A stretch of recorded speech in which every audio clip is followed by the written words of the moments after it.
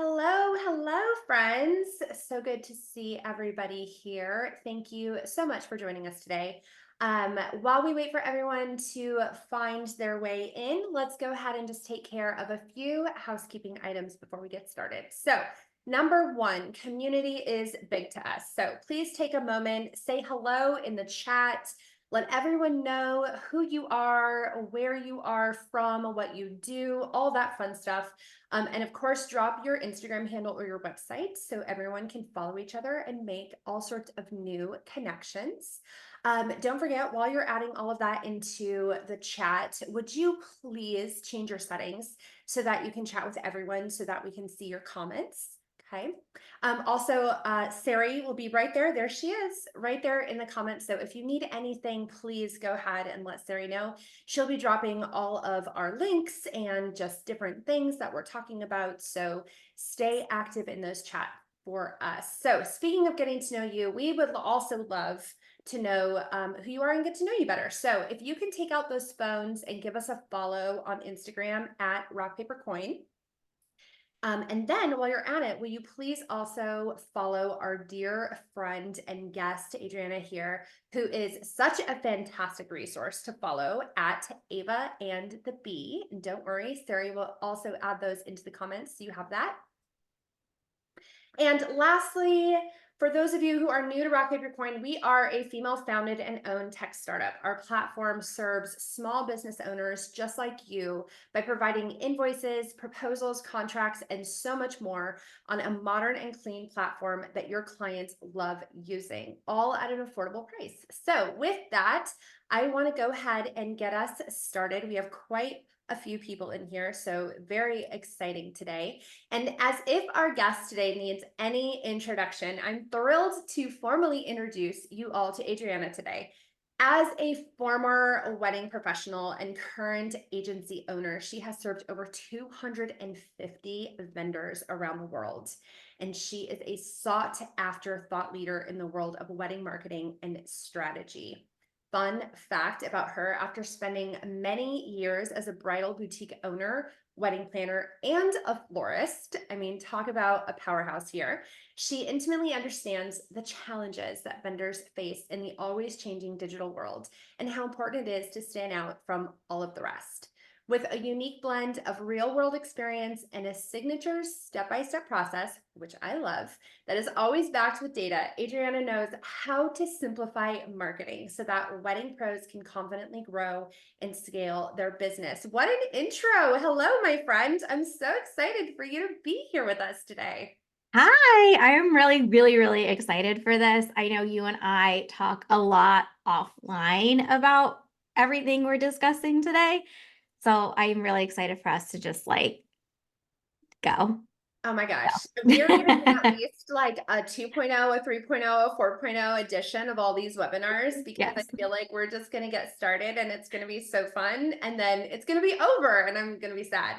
But I genuinely love this topic because for me, I feel like marketing can go so many different directions, right? But one Mhm. thing that I really love to point out is that there are two sides to marketing. And I don't think a lot of people realize this. So they struggle simply just not understanding like who they are in marketing, right? And so to further explain that a little bit, in marketing, you have the creative side, which I think always is the part that looks so fun and so glam. And people think like, oh, it's all about design and campaigns and press tours and all this. But then you also have the reporting, the numbers, the analytical side of marketing, which not me, that is not my part in marketing, right? And in corporate, those two very rarely get along, which is so fascinating. But I think that there's so much of that happening in small businesses, which is where they get hung up because they don't realize what side of marketing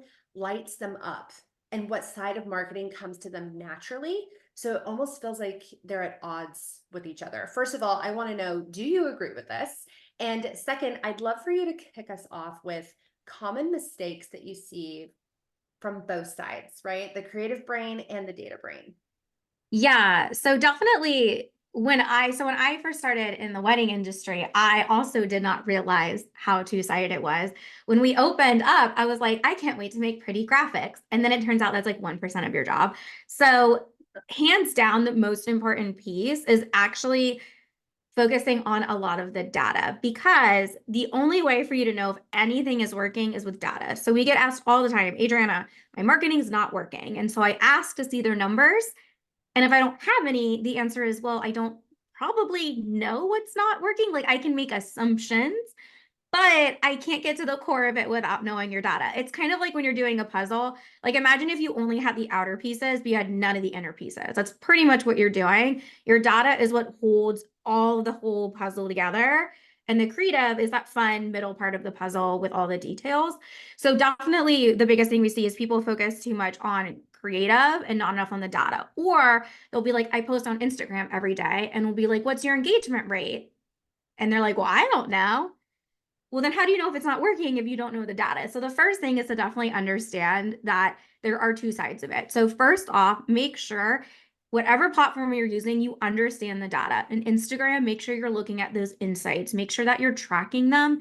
So that way, you know, maybe it's actually working way better than you think it is. Like maybe it's actually driving a lot of traffic to your website, or maybe it's not. And then the second thing is Google Analytics.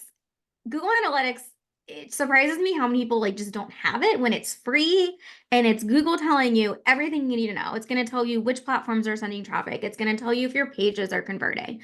Like without us being able to look at that, I can't really make you a marketing strategy, which means you can't make yourself a marketing strategy. So while I know being told I have to learn another platform is the last thing you want to hear today, I would rather you learn Google Analytics and understand that than to try another platform. Do not go on TikTok. Do not pass go until you understand your data, because you are just going to be throwing spaghetti at the wall and cry a lot of tears. So that's My my gosh. first thing. We got to have some data. I love it. Everyone, write that down as your first homework assignment. You are going to go directly to Google Analytics and either reset your password because you haven't logged in so long and you forgot what your password is to get in, or you're going to actually use it for the first time today. So, Yes. oh my gosh, I love that. Okay, so I know that one common mistake that's really tricky for a lot of people is content. And we're going to dive into content so much deeper in just a little bit. But one tiny area that I want to hit on really quickly is this. I know, and speaking of social media, right? So I know I can log into social media at any time and find so much content that tells me that I am doing something wrong, right? So I'm making too much content and that's bad. I'm making too little content and that's even worse. I'm going to talk about myself and that's wrong, but I'm only going to talk about my client and that's totally wrong. Like you see these quick educational reels that tell you tips, like some of my favorite, like you're trying to be everywhere without a clear strategy. You're neglecting follow-ups and lead nurturing, right? Which you're like, yeah, I am. But then there's no answers. There's just Mhm. a follow me for more tips line, right? Yeah. Which is so frustrating for me. I can only imagine how a small business owner feels that's actually looking for real answers to fix any problems that they actually have. First of all, does this bother you as much as it bothers me? I'm like clearly so fired up about that. No, and I think it does. I think the biggest thing is that marketing is such a big part of your business, and it is also a lot of little pieces. Like just one platform isn't a marketing strategy, just because unless you're getting 100% of your clients from one place, which I have seriously yet to meet a vendor who has one place that's sending 100% of their money, then there's a lot of different pieces. So yeah, I think it's also really important to understand that one tip won't work for everybody. Like it is strategy, it has to be very based on each individual business and not on a general catch-all. Yeah. Yeah, I love that. That's right. And I'm sorry. I want you to repeat that again. That one thing is not going to work for everybody, right? Like just Yeah. because you saw it somewhere doesn't mean it's going to work for you. So spot Yes. on. So as an educator, can you help us all learn a little better on how to find and follow real educators that are sharing content that's real? What are some of the signs that somebody who you're following or listening actually has some real street cred?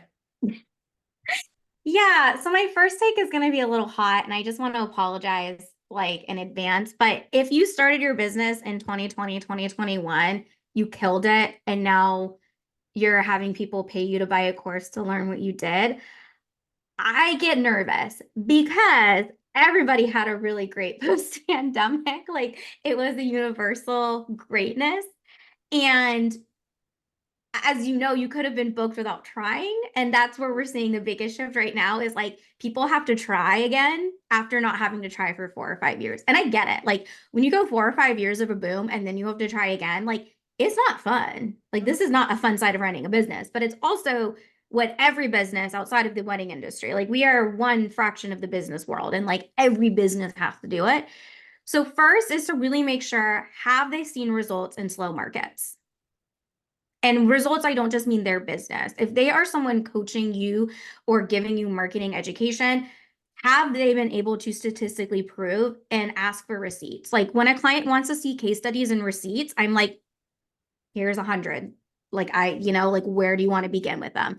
Yeah. If they're not able to show you how they did it for another business, I tend to worry because what worked for them might have blown them up, but the chances of it working for you, unfortunately, are kind of small. And that's just because even two clients, so for example, we have multiple photographers in Austin, and people are like, how?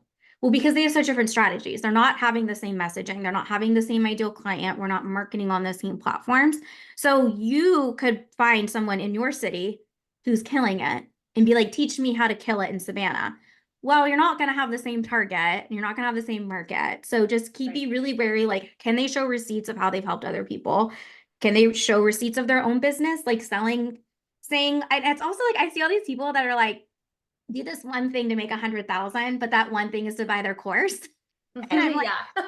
well, oh, so your way to make that 100,000 was you're selling courses. Like, Yeah. so yeah, just make sure you find someone who can show receipts, has been around, has done the slow market, and can understand what to do now in a slow market because we are in a slower market.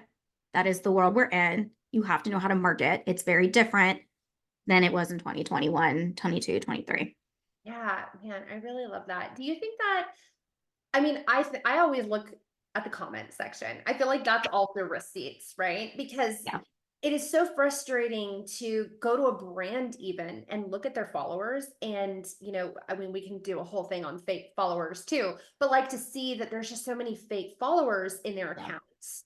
And then, go to the comment section. And I think engagement and that authentic community and that conversation that's happening in anyone's comment section is a total green flag or Mhm. red flag into, is this a real person? Like, is this somebody that people actually have relationships with? Like, and do you agree? Like, is that another place to be able to find a little bit of credibility? Oh, for sure. Because we always think it's follower count, and like the follower count doesn't literally mean anything. Like the follower count, you can have 100,000 followers, but have only worked with two people. So definitely, is there engagement? Can you, really see how the other people are working? And then if they understand the data too, I would say another thing is if they're not able to explain the data behind their decisions, then that's also a red flag. Because we get a lot of people come to us and they'll be like, I've worked with someone, but they couldn't explain what any of this meant. And it's like, well, maybe they didn't understand it, which makes me a little nervous. So let's like make sure we understand what the data means too, and be able to explain that to your client.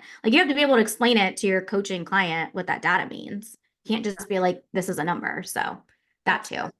Love it. Love it. So I've been thinking about this and I'm interested in hearing your take on this.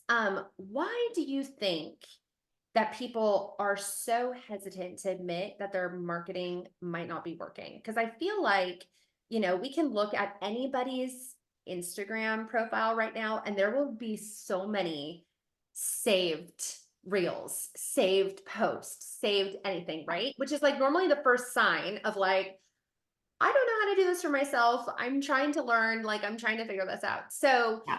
why do you think people are so hesitant about admitting that their marketing is just not working or isn't hitting right? Yeah. So I first want to come with a caveat and say that if you are on this, you're already trying, which is great.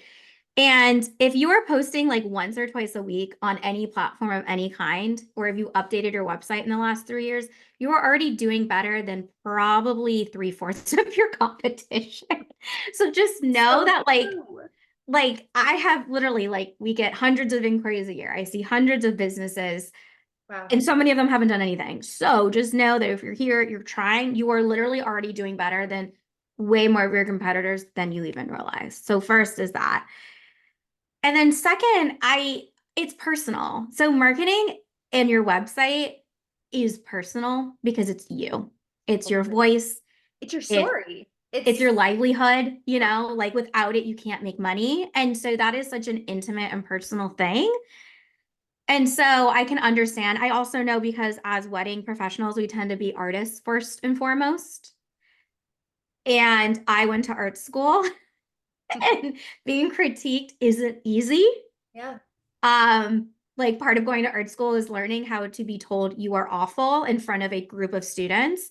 So it's a little hard sometimes. So just Well, know and that no you're one wants to hear that there's something wrong with no. their baby. Like nobody Oh wants no, to yeah. hear that this thing that you love and you wake up for and that you've poured your heart and soul in, that there's something wrong with it. Yeah. So absolutely. I totally Yeah. understand that. Yeah. Okay, I love that. So something we're gonna like dive more into that.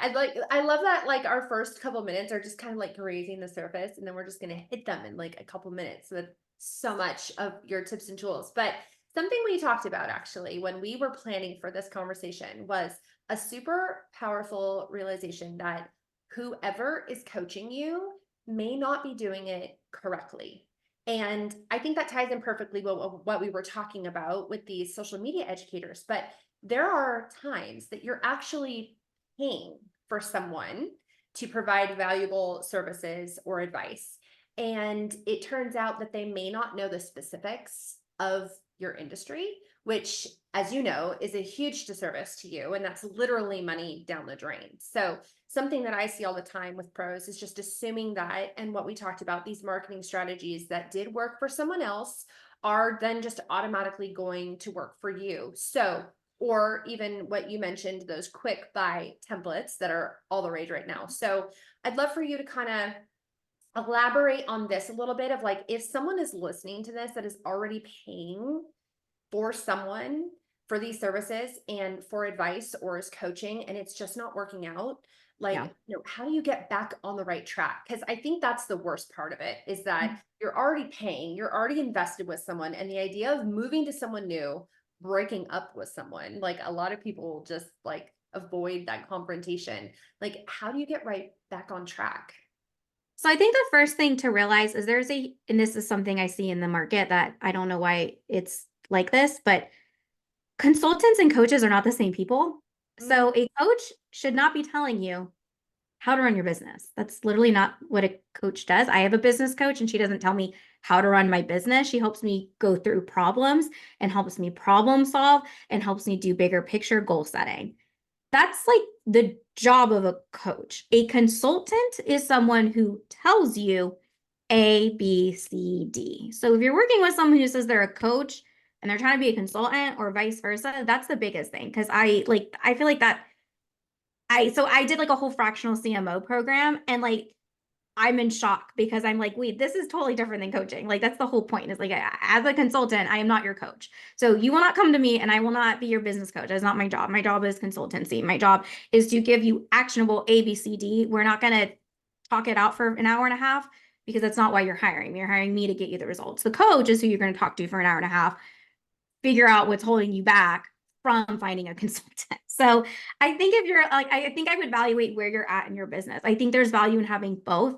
I work with a lot of business coaches in the industry and they're incredible. I work with a lot of business consultants in the wedding industry and they're wonderful, but they have different things that they offer. So the first is decide, do I want someone to literally coach me through steps and help me figure out what's holding me back?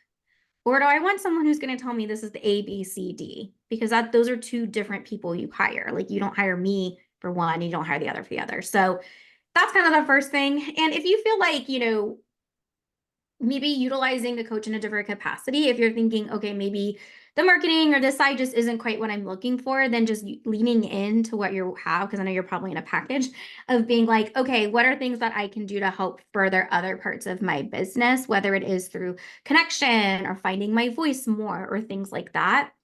And I think it's also when you're ready to find someone is to really be able to hop on a call with them, ask them as many questions, and look at case studies proof of final product, which a coach can't always provide because, again, that's not the coach's job.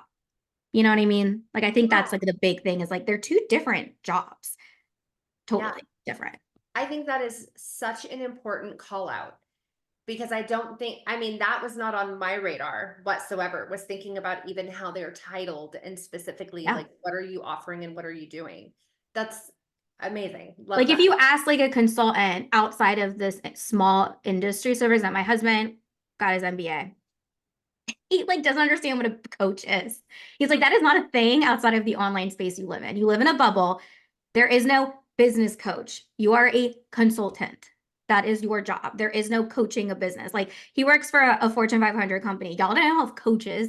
They have consultants who come in. So this coaching thing is a smaller online business. I think it's super necessary. Like obsessed with my business coach. I think she's the coolest person ever.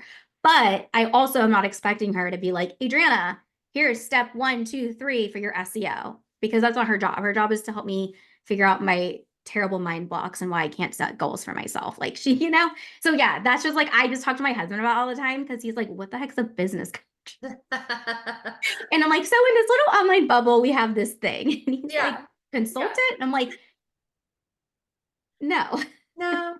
no, a little different. Oh my gosh. Okay. So I feel like we're getting to the core here. I love this. So as you said, many of us are visuals, we're creatives, right?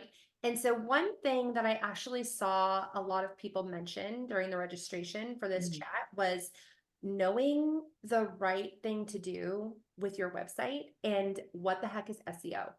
And I was like, this is great. I'm glad you're all signing up for this because this is amazing, right? So I've always believed that a website that's full of beautiful images but lacking in copy is such a heartbreaking missed opportunity because words are essential, right? They're essential for storytelling and connecting with your audience.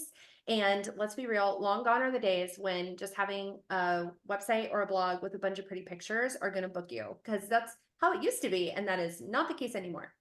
So no, I wish it was, y'all. I wish it was. You and me both. It's not like that anymore. Time back then, things were so simple. Yeah.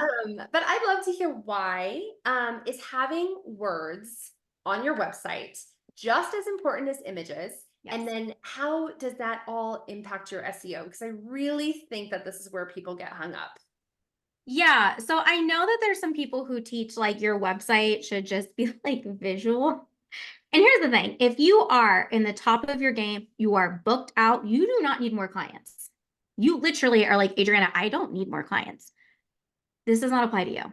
Because sure, you can do whatever you want. Like if you're like John Dolan, like he could probably do anything he wants. He could probably get rid of any online and still book out because he's that incredible.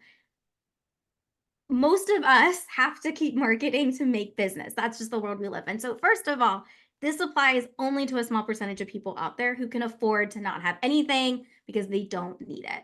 But the biggest thing is first, y'all don't realize how much you look the same. So I spoke in a group a few weeks ago and I did a quiz where I showed a homepage of 3 different vendors. I didn't tell them what they were, and I had them guess. No one got them right ever. A photographer looks like a planner, looks like a florist. Y'all, pictures of couples and pretty things look the same. Yeah. You know what doesn't look the same? Words. So first of all, y'all have to have words to explain what you do, because trust me, your audience, even if they came in from Instagram and knew what you did, if they go to think about it, have you ever gone to a website and it doesn't, you're like, I think I clicked the wrong link. You are giving that to your clients. And where we see this in data is we'll see someone who has a really strong Instagram, but they'll go to their website and their like average time on website is like 32 seconds. And I'm like, yep, disconnect.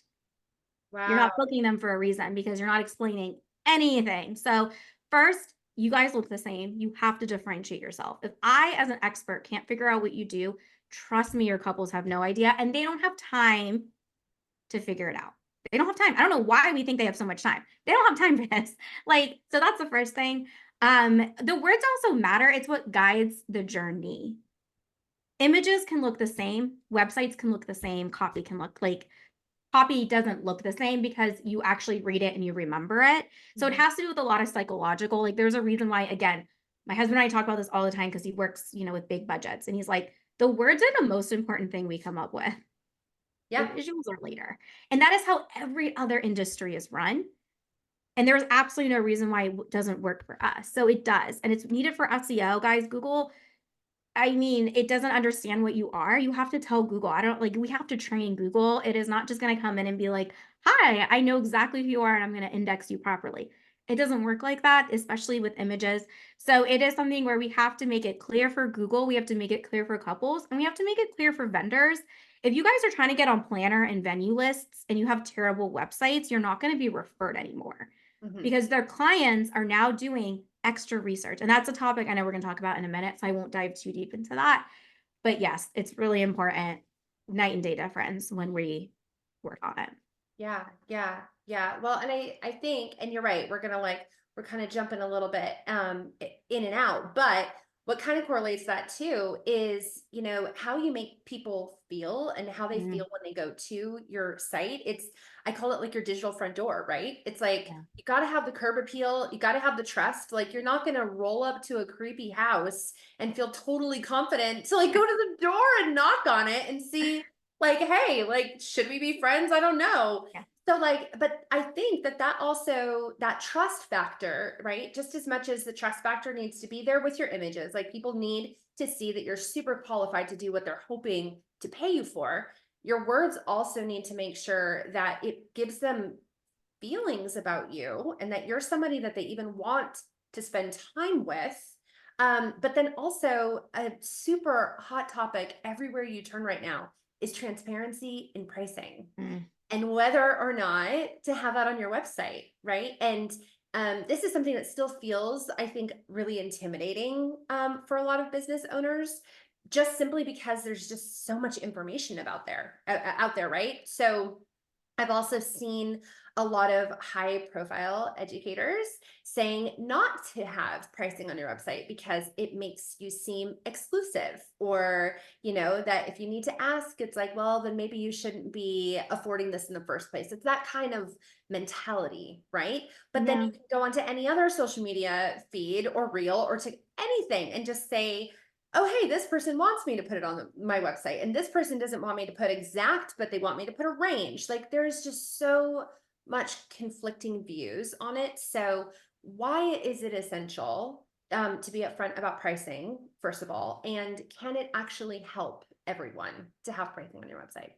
Yeah, so I know I hear this all the time, but I work with clients who do $500,000 to $1 million weddings, and guys, they have pricing on their website. Like it does not deter literally anybody. Yeah.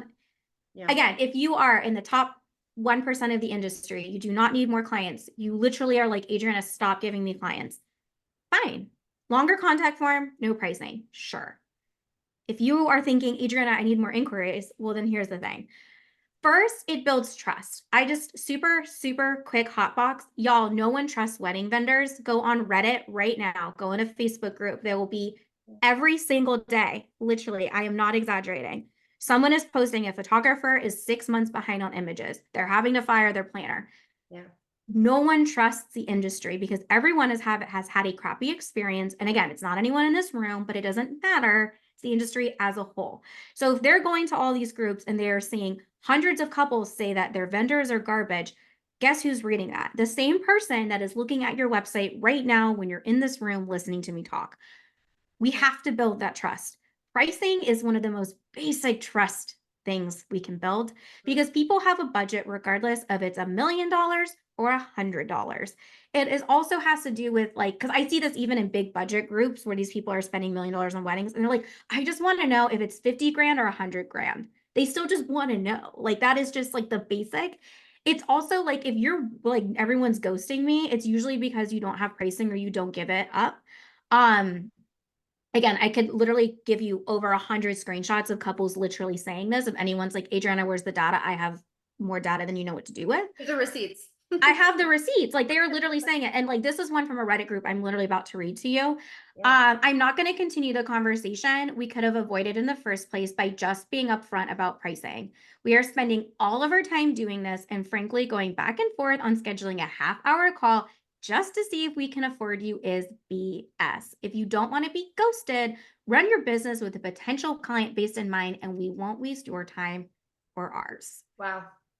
Like, Wow. I don't know if that if I've ever heard it better said. Like, Yeah. they don't want to waste their time. They don't want to waste your time. And yes, these are people who have planners who are doing 99% of the work. They still don't want to do that 5%. So Yeah. Wow. I honestly like our clients that we've added it, we have never once had a client where we're like, we need to take it off because we've never seen a hindrance. Yeah. I'm so glad that you added that quote because like it's hard to hear. Yeah, like that is But literally from someone and it has over 200 other people upvoting saying, yeah, I agree. wow. Wow. I'm so glad you said that because I feel like there's such a lesson in relatability. Like it's one thing to just be able to hear it or see it or, read it or just know it, but to have it called out and to see it is completely different. Like, yeah, I'm so Yeah. glad you did that. And I think another thing that keeping with pricing that is a challenge is how to communicate value clearly while Mhm. still being transparent with pricing, right? Because let's be real, not everyone is a luxury wedding pro and they don't want to be a luxury wedding pro. But it feels very trendy right now to say that you are a luxury wedding pro. It feels like it's the right thing to say, that it's somehow that's what everyone is searching for. So I'd love your thoughts here with that transparency and also just that little last part about the luxury, wedding pro trend. It's so funny because my clients that do have what I consider luxury, so three, $400,000 and up budgets, it's typically what I consider luxury to start is they don't want us to use the word luxury. Right. They Yeah. like adamantly say in their questionnaire, I'm not using that word because I don't think it actually describes it. So here's the thing, as an SEO search term, right now is it having a moment? Yeah, 100%. Yep. However, that means anyone can use it. So take that with a grain of salt. The biggest thing that we have to figure out with differentiators when we're talking about value is I want you to think about not your value in terms of I'm a photographer, I take 200 pictures a day or in an hour, but what's your transformation? So couples are buying transformations. A wedding is a transformation, it's a party. Like that is what they're purchasing. They're not purchasing like a live wedding painter. They're purchasing an experience and a memory. That is where we lean into the value is what is your expertise? What can you do that no one else can do? Do you have a specific system? Do you have a specific style? What are you going to be offering as the transformation? What are you going to be taking off their plate? Because truly what a luxury experience is you're taking 90% more off their plate, right? You're having extremely fast turnaround times. You have a whole person whose job is just to manage the clients and systems. You have album design, like it's not just an album, like you were actually like designing the album, sending it to them, being like, yep, looks perfect. Like it's a totally different touch point style. And I don't think everyone has to be it. Some of our clients that make the most money are in just the regular $100,000 wedding, $50,000 wedding budget spaces and make 3 times more than clients that are in the luxury. So you don't need to be either to make money. You can make Yeah. money regardless of your price point, 100%.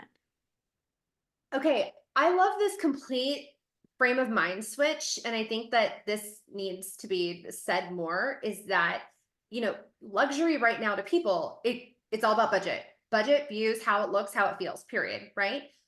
But in a sea of you, having to stand out with other people, flipping the script and making luxury be it's about a white glove service that you provide. Mhm. It's about a hands-on experience that the clients don't need to worry about anymore. Forget your budget. Like the budget is the budget. You can either afford it or you can't, Yeah, right? But it's 100%. like, what are you providing that's actually luxury that has nothing to do with your client's budget? Yeah. And that is such a flip the script conversation that I think more people need to have and realize that, that if you want to call yourself a luxury destination, whatever, if you want to call yourself a luxury florist, a luxury, whatever it is, then what are you doing to actually provide that luxury? Because it has to be more than just based on what your client is coming to the table with in terms of money. And It that's has to be more than not what you're something that's being talked charging. about. Yeah. No, and it's just, you can't just, and this is a whole topic we could dive into I for know. another day, but you can't just raise your pricing and then expect people to then just pay more.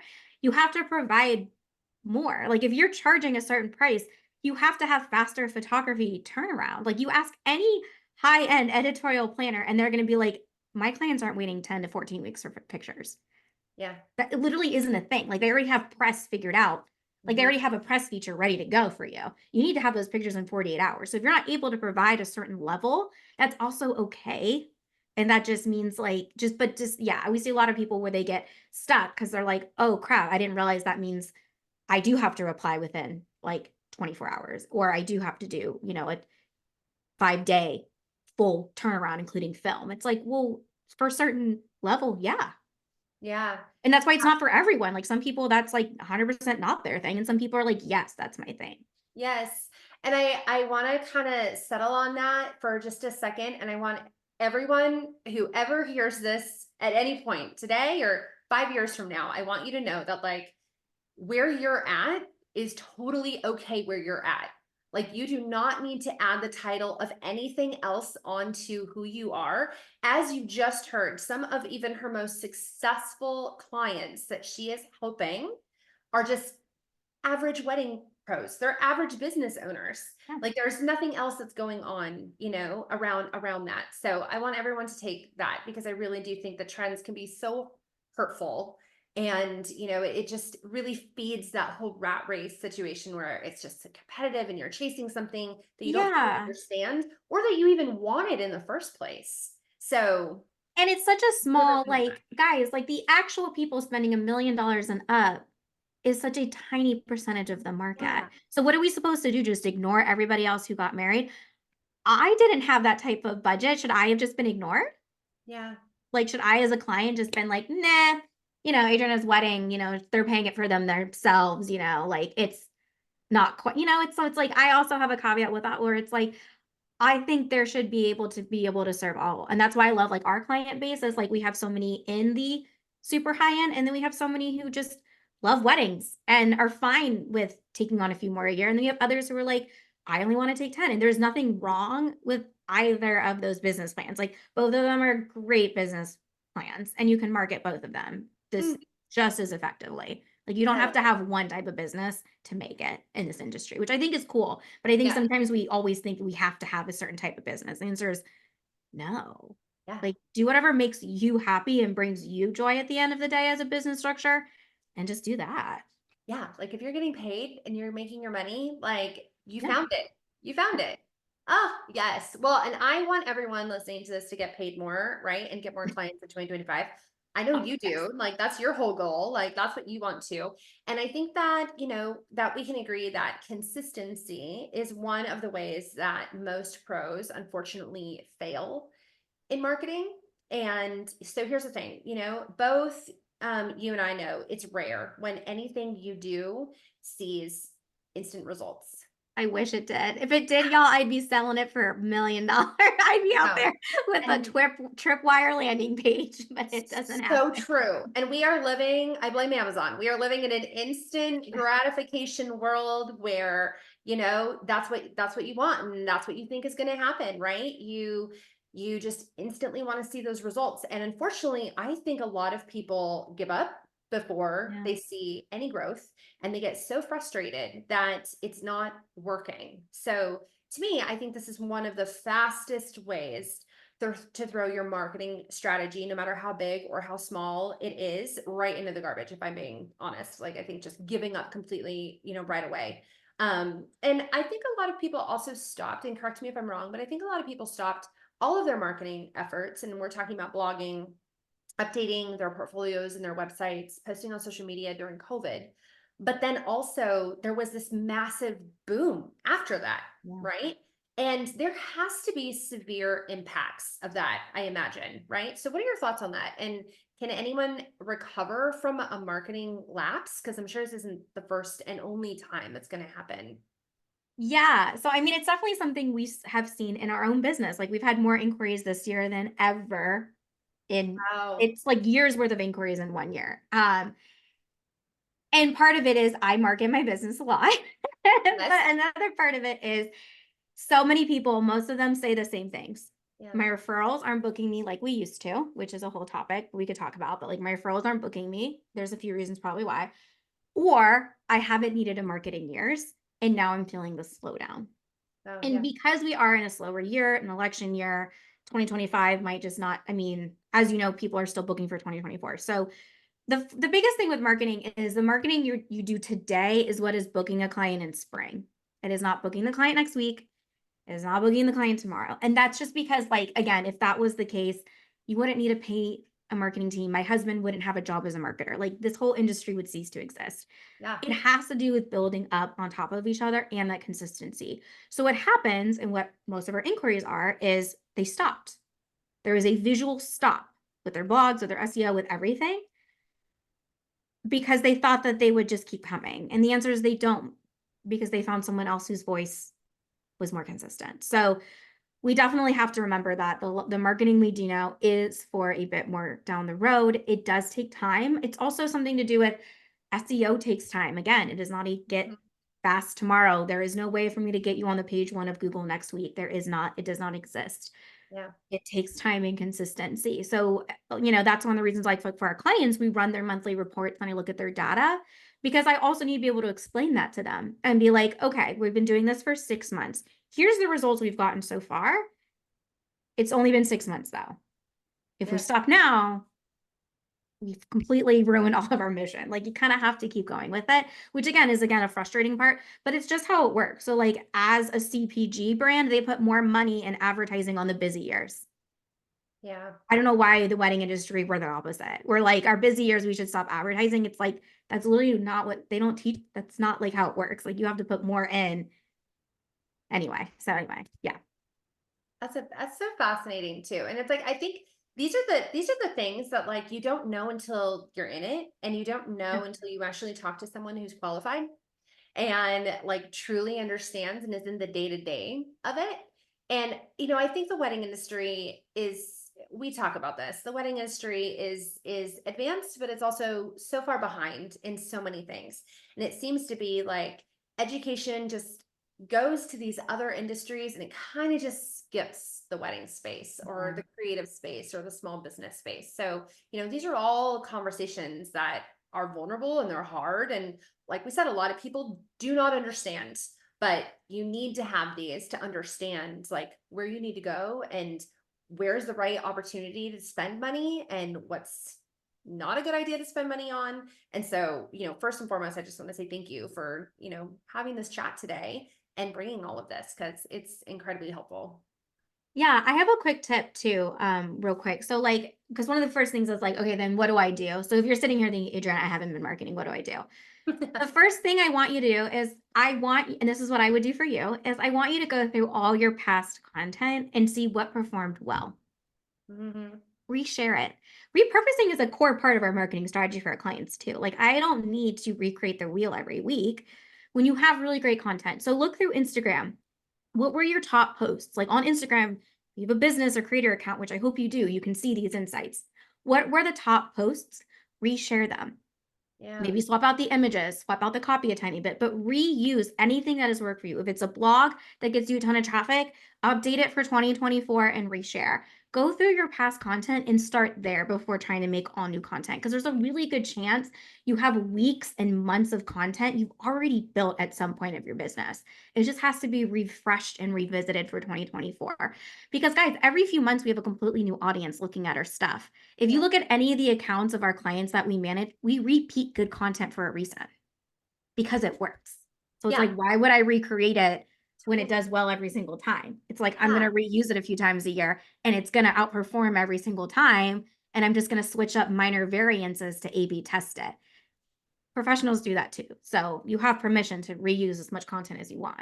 Yeah, we do that at Rock Paper Coin, and I love it because it's Yeah. like it hit great the first time for a reason, Yep. right? And it's gonna hit great the second time. And we all know that people need to hear things multiple times sometimes in order for it to Yes. settle in and for it to get, where you need it to be get it to be where you need it to be. I need more coffee, clearly. Um, okay, so that's a great tip. I love that. So I actually wanted to share something with you. It was one of the comments that was left by an attendee. that I thought was so great. And I think that a lot of people listening to this are going to relate. So what she said is your introduction to this entire topic really hit home. I always feel that I'm pounding my head against the wall, working myself to death on social media with little to no return. And as an empath, that hit me hard. I was like, Mm. oh, like I just want to help you. Like first I want to hug you, and now I just want to help you and like figure this out. Okay. So I would be remiss if we didn't cover a tiny bit of social media today because it's such a huge part of the puzzle when it comes to your marketing strategy. That being said, I know that we could do an entire session about social media and blogging together because that's at least 2 hours conversation right there. And we'll get that scheduled. Webinar 2.0 coming up. But I feel like for a lot of people, social media, and you said this earlier, social media is their only strategy right now. And to me, it looks like they're barely hanging on by a thread by operating this way. And I know you and I do a very similar talk on the conference circuit that we're on, which is teaching pros all about the different generations that are coming up within their business and how to market to them and how to speak to them and things like that. But I feel like this goes far beyond that. And going back to what we talked about earlier, where it feels like there's so much advice that's being tossed around by, educators and experts that's so far from the truth. So I kind of want to give you the floor here because I feel like you have a lot to say in this area in general, and can give us some amazing wisdom, of course. Yeah. Oh gosh, I have all thoughts. So the first thing is that you don't need to be on all the platforms. The Okay. biggest thing is to know where the heck is your audience actually hanging out. Yeah. And then just hone in on that platform. Yes, for a lot of you, Instagram will be it. But Yep. I get asked a lot, like, should I be on TikTok? And the answer is if your audience is on there, then yes, go 110%. But only go 110% on one platform if that's all your bandwidth has. I think the biggest mistake is people will be like, I'm going to be on 6 platforms. And it's like, but do you have the bandwidth to be on 6 platforms? Because the answer is I don't know anyone who does. I don't even have the bandwidth, and this is my job. So Do you think, real quick, do you also think that different platforms are for different personalities? 100%. Yeah, I like think that's the 100%. other part of it. Like, Yeah, if you're not a TikTok person, meaning you don't enjoy watching or hanging out on TikTok, then don't be on it. then you should not be on it. Oh, Like, don't 100%. force something that is not going to happen. Like, you're going to go viral for all the wrong reasons. Like, that is not something that you Yeah. want. No, Okay. yeah, so it has to go with that, like, which one do you really like to do?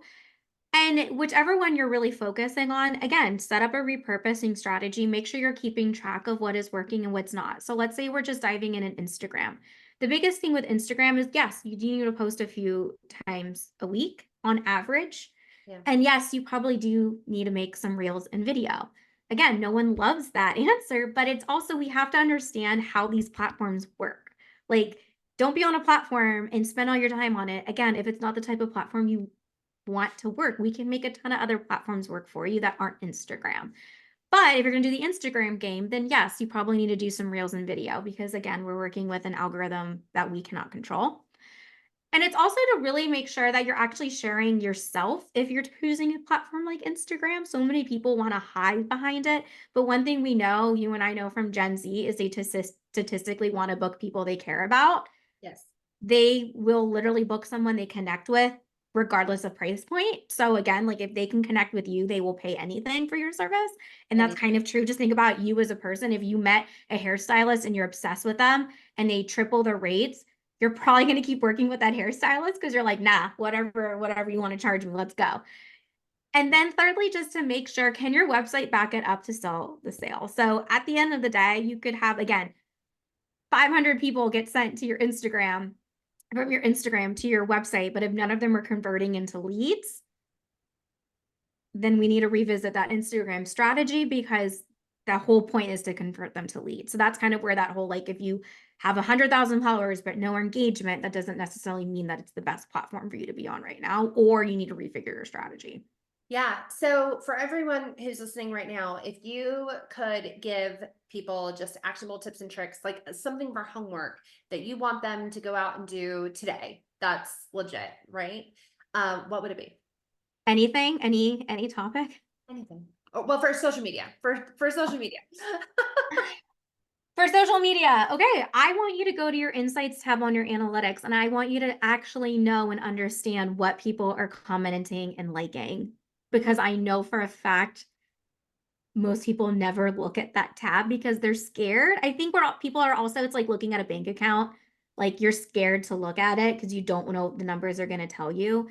But Yeah. you have to look at those numbers. They're like, you have to, because how else are you going to know if Instagram's even working for you? Yeah. Yeah. Okay. I love it. There's your homework. We have more homework. This is our third homework assignment. So I hope everyone's taking notes. See, there's Theory in the chat, keeping everyone accountable. So I hope everyone is doing that. Okay, so before we've got some amazing Q&A that I want to try to get through in our last 10 minutes here. And so, but before we kick off the Q&A, I actually wanted to ask you one more question. And this one is just about, in general, marketing advice. So if you could give just one piece of marketing advice, anything you want, that you wish more small business owners would take to heart, what would it be? Picking just one is really, really hard. I know. I put you on the spot. Kind of an unfair question to ask you to only give one. No. I would say if you are looking for one piece of your business to be focusing on in the next year, it has to be your website. We're at the stage where even my clients who are doing insanely budgeted weddings, their website is what's getting them not booked anymore because couples are doing their own research. So 70% of Gen Z and 69% of millennials only trust a brand after carrying out their own research. That means their planner is one piece of the research puzzle, but they're going to Google you, they're going to look at your website. And if it is not speaking how the rest of your marketing speaks, or it is not converting them, you will be missing out on a ton of money in the next few years. So it's definitely like, and I know no one really touched their website during the boom, which means if you have weddings from like 2020, or you still say the word COVID on your website, probably half the inquiries still say that. That is telling the people that you are not up to date. So yeah, I would say you got to have a website that works these days. We can't get around it. A few years ago, we could have gotten around it. I can't anymore. Like you can't hire me because yeah, it won't work. Yeah. I think that there's so many people that forget that clients and potential customers have their own resources.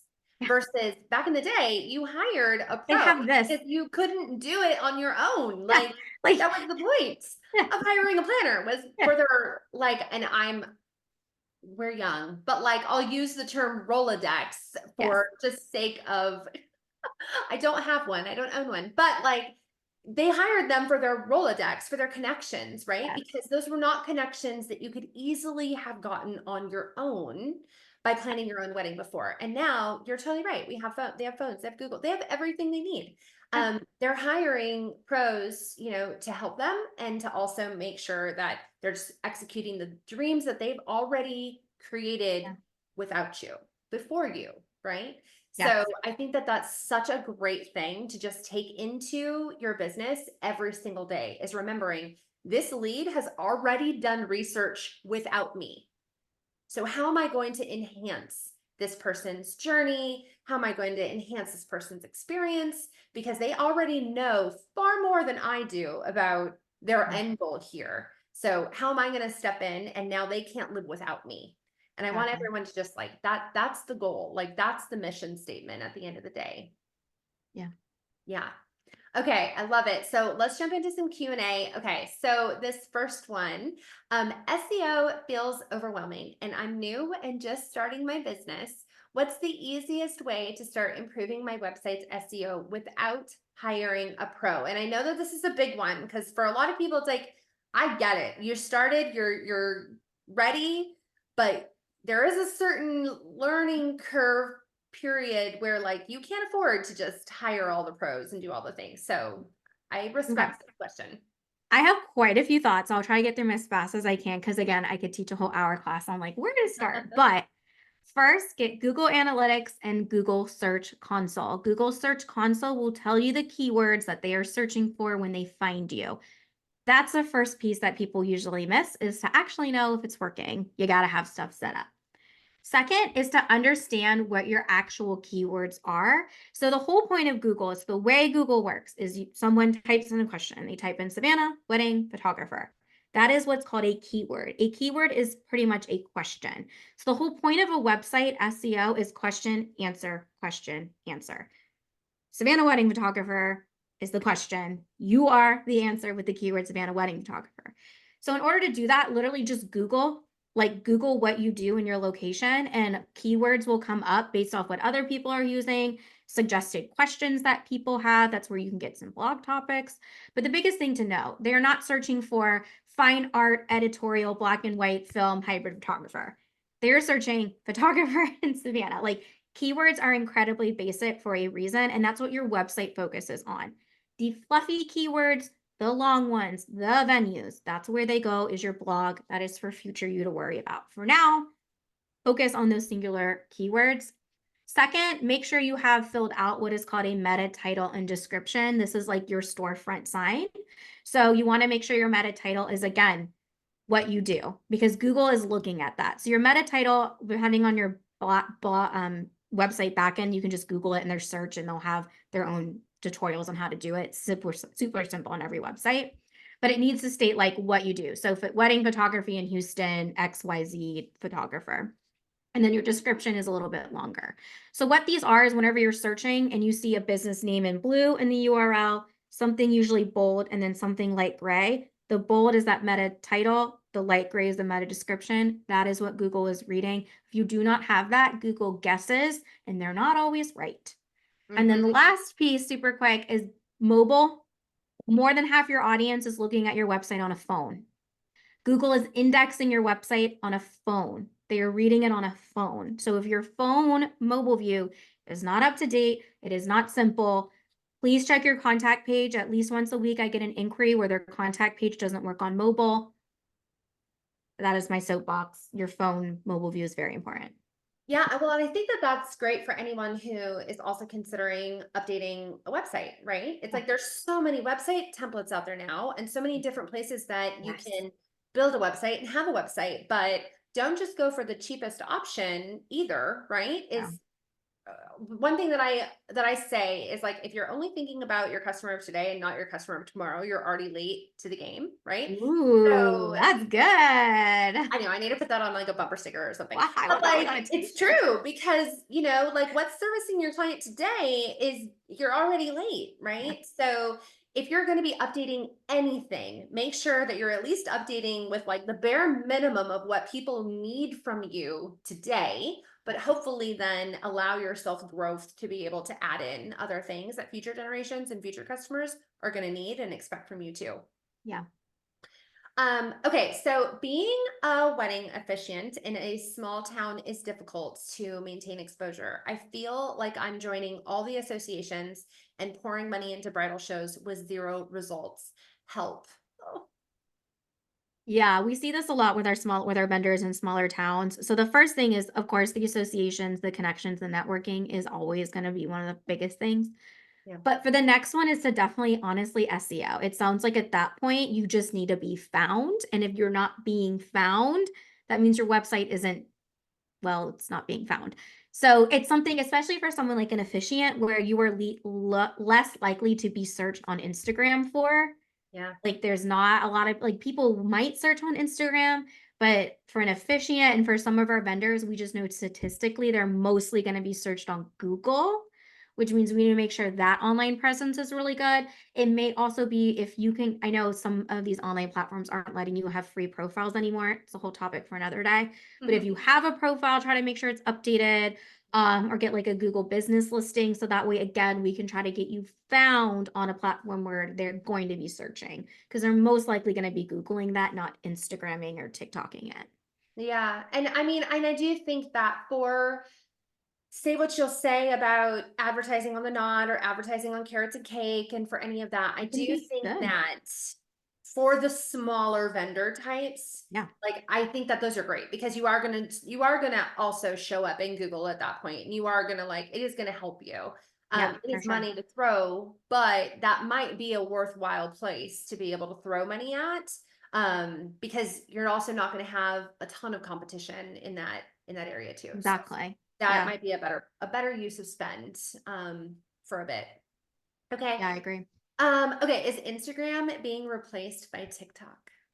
No, they're always going to be different platforms and different audiences. I think Instagram will always want to take things from TikTok and TikTok will take it vice versa. Totally. Is Gen Z using it more? Yes, 100%. Are they using it kind of like Google and searching? Yes. Mm-hmm. Is this going to be something that if like it's something where like people were telling you years to go on TikTok, but like you said, if you're not already on it, it's a little harder right now because like the easiness of the days where you could just blow up on TikTok are a bit harder now. Not that it's not capable, but here's the thing. If you want to get on TikTok, FYI, 3 to 4 posts every single day for the next 6 months. That's It's what an you need. investment. That's what you need to do. Yeah. So is it doable? Yes. Mhm. But if you are not willing to invest that, then no, 100% don't do it because you just won't grow and you'll just get really frustrated at it. You know, at Rock Paper Coin, we have a TikTok and we'll do it sometimes. Elizabeth, one of our co-founders, is actually more on TikTok of any of us than the rest of us. But that's just because like I know that I'm not going to go there. Like I don't feel comfortable doing that. It's not my jam. Sari, who's on here with us, like it's not really her jam either. Like, and I think that as a brand even, right? It's like we know that we focus on our Facebook group and we focus on our Instagram. And that's where we're going to be able to show up so authentically and just knock it out of the park and kill it versus trying to really get creative and invest in the time that it takes in It's a TikTok. Like lot. Yeah, it's a it's a lot. lot. And some of our clients are have kill it because that's their main platform though. Like you're Yeah, not it's going to their see them on jam. 40 other platforms. Like that's their Totally. strategy. So just take it and like not just pros, but also brands have Yeah. like we say, you know, X to that. Okay, so I thought this one was great, and I know you've got to go in a few minutes, but how do I find a copywriter that sounds like me? I get this question. I mean, we as writers, we get asked this. So the actual answer is a good writer can sound kind of like anything. That's the beauty of being a writer is that it's not like photography where I have to have a specific camera with a specific lens, a specific filter. A good copywriter can mold their voice to your voice. Where we see issues is when you don't have any clue what that voice should be. We can help you find it, but if you're like, I want to sound like this, and this, and we can't, like, that's not connectable, then that can be a problem. Or what happens to us a lot is they'll be like, oh, I don't have a brand voice, but I need you to write a whole bunch of content for me. Well, then how are we supposed to learn your brand voice without having one written out? Is we have to dig. It takes a ton more time and it's doable, but it's where you're going to see the biggest disconnect with outsourcing is if you don't already have that brand voice established. But really, truly, a good writer can often write in a variety of formats, and a even better business owner is going to tell you when you're not a good fit.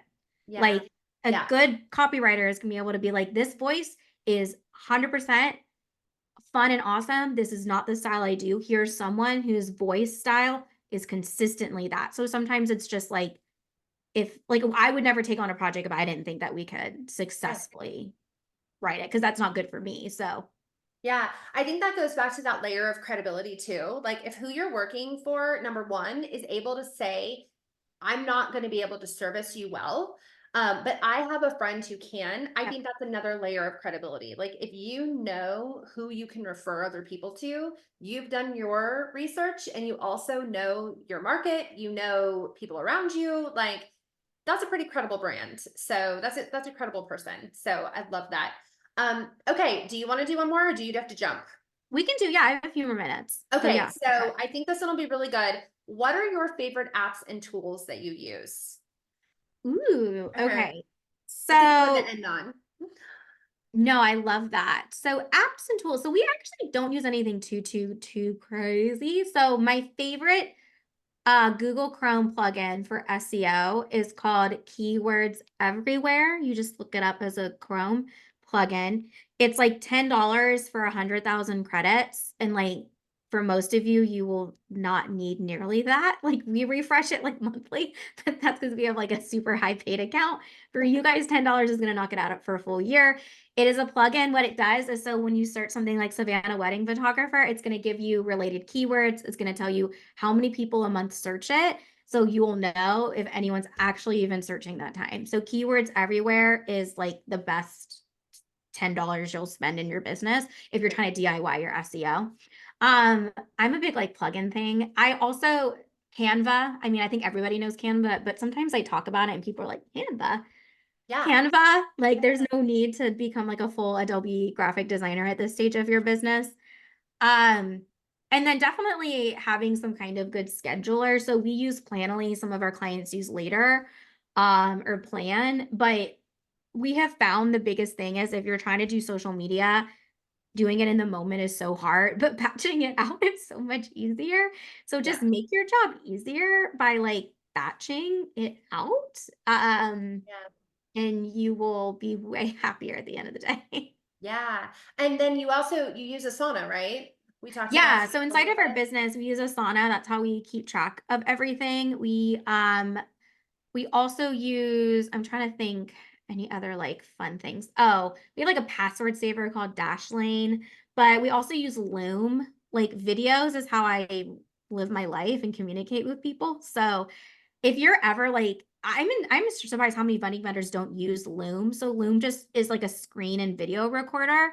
And the amount of calls it can save you with a client when like you don't actually have to hop on a call, you just have to send them a video of what to do next. Like use it in your inquiry system. If y'all want to like knock your inquiries out of the park, y'all should be Loom replying to every single inquiry. I have a fun thing about that. I find that rock, paper, coin members are so creative in the way that they are able to do things. And they will actually record a video, like a welcome video for their clients, like as an Yeah. onboarding video. And I'm like, what a wonderful, pleasant experience to like Yeah. log into a platform and see the person that you just paid and trusted, like walking you through the next steps, like welcoming you into what their experience is. Like, it's just so creative and so fun. And I'm like, that sure beats like an email or like a pop-up notification or like here's a Google Doc with step-by-step instructions on like what to do. And Like, no one's gonna like read it. Like that's why even for like our inquiries, like almost every inquiry I do a Loom video because I'm like, it's just easier for me to explain it than to send you a Google Doc or you're yeah, gonna look at this pricing guide and be like, I don't know what that means. And I'm like, I know. yeah, Like yes. I got it. I love that. I love that. Oh, well, I know we didn't get to all of the questions, but maybe I can send these to you and we can Yeah. answer them on our Instagram stories. Would that work for Yeah. you? Yeah, that'd be fun. Perfect. So we can do that today. So thank you everyone for joining us on RPC Filtered. Adrienna, my friend, thank you so much for chatting with me today so openly. This has been absolutely amazing. And don't worry, we will schedule 2.0 very, very soon. But as a reminder for everyone, this is a monthly webinar hosted by Rock Paper Coin. Last year, RPC brought you Money Talks, but this year brings you a brand new series where you will learn from pros that you love and value as they bring you real, raw, and totally unfiltered conversations about the good, the bad, and the ugly of running your business. Don't miss out on our October guest, which will be Ashley Ebert from the incredibly powerful, right, Abundance Group. So And good. we are talk about spicy. We are going to be talking about bad reviews, disputes, and how you can protect yourself and rebuild your reputation. So that one is going to be super spicy. Ooh, So be sure to sign up for that as soon as it comes out. that And sounds with that, amazing. I hate that we have to leave today, but thank you for all your time. Yeah, thank you for having me. I can't wait for 2.0 where we can do like maybe one topic just real deep. Yeah, yeah, 2.0. We're going to go in. Everyone let us know what you'd want to hear on a 2.0. That would Yeah. What do be you want us to go really deep for? Yeah, we'll put out a poll. It'll be great. Yeah. All right. Well, thanks, my friends. Have a great day. And thank you, everyone, for joining us. Thanks, guys.